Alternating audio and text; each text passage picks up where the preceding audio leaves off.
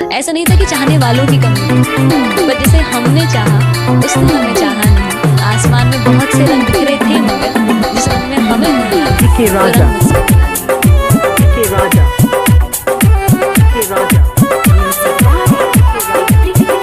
मुझसे मिला। मोहनपुर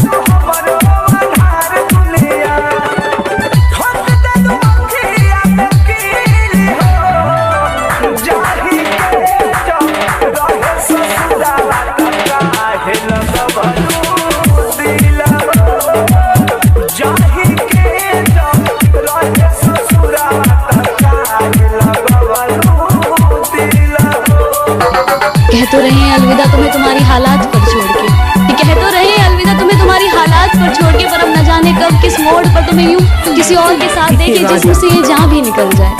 पर तुमसे बिछड़ने के बाद तो मौत ही होगी मेरी आखिरी दवा, पर तुमसे बिछड़ने के बाद तो मौत ही होगी मेरी आखिरी दवा। खैर खुश रहो जहाँ भी रहो, दिल से है यही दुआ।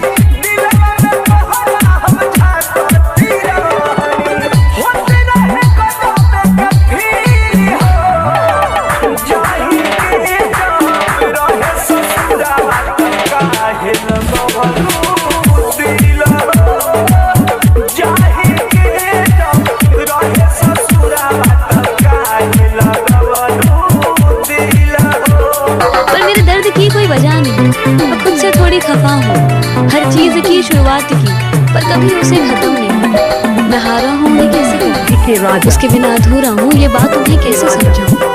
जिंदगी एक अधूरी किताब सी है उनके बिना, मेरे शब्दों में छुपे राज सी है उनकी हर बात। मैं जिसे चाह कर भी बयां ना कर पाऊँ उस अल्फाज से नहीं, जिसके ना होने से सब वीरान और उसके होने का एहसास ही एक सुकून मिल जाए।